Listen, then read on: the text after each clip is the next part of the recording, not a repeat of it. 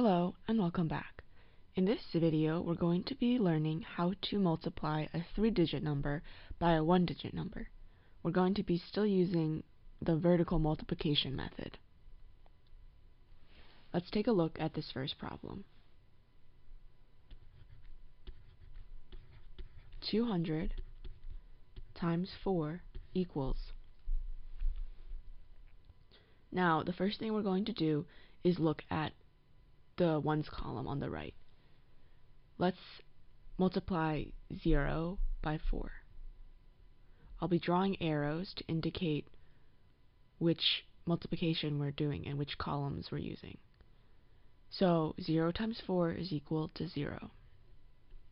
Now the next step is to multiply diagonally the second tens column multiplied by the 4. So we're going to go this way.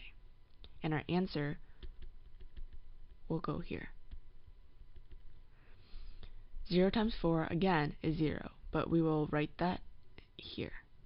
And finally, we're going to do the last diagonal, and the answer will go here. 2 times 4 is 8, and we'll write 8 over here. So we just got that the answer to this problem, 200 times 4, is equal to 800. Let's try a different problem. 203 times 3. Let's first look at the ones column. 3 times 3 is equal to 9. Now, the next one will be 0 times 3 is equal to 0. Finally, 2 times 3 is equal to 6. So the answer is 609. Now let's do 230 times 3. The first thing we'll do is 0 times 3, which is 0. Now let's do 3 times 3, which is 9, and we'll write it next to the 0. And finally, let's do 2 times 3, which is 6. And our answer is 690. Let's try a different problem. 209 times 3. Let's multiply the first column. 9 times 3 is 27. Since it's a 2-digit number, we're going to have to carry numbers. So let's write the 7, and let's carry the 2. Now let's do the next operation. 0 times 3 is 0, but we have to remember to add the 2 that we carried over from before. So now our answer is just 2, and we'll write 2. Now let's finally do the third operation. 2 times 3, which is 6, and we'll write it under the 2. We got that our answer is 627. Now let's try 290 times 3. 0 times 3 is equal to 0. 9 times 3 is equal to 27, which is a 2-digit number, so we're going to have to carry. We're going to keep the 7 from 27 and carry the 2. Now, let's do 2 times 3, which is 6. But remember, we have to add the carried 2. So 6 plus 2 is equal to 8. And we'll write the 8 over here. So our answer is 870. Let's try 219 times 4. Let's look at the ones column first. 9 times 4 is equal to 36. So we're going to write the 6 and carry the 3. 1 times 4 is 4. And now we add the carried 3, so we get 7.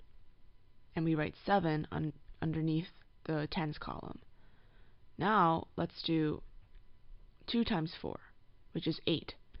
And we'll write that under the 2. So we get 876. Let's try 291 times 4. In the ones column, we have 1 times 4. In the next column, we're going to diagonally do 9 times 4, which is 36. So we write the 6, and we carry the 3. Finally, we're going to do 2 times 4, which is 8, plus the 3 that we carried, which is 11. Since this is the last column, or the one the most to the left, it's okay that we write both numbers. So we'll just write 11. This means that our answer is 1,164. Now let's try one more problem. 289 times 4. In the ones column, we're going to do 9 times 4, which is 36. So we write the 6 and carry the 3. For the next one, we're going to diagonally do 8 times 4, but we have to add the 3 from before. So 8 times 4 is 32, plus 3 is 35.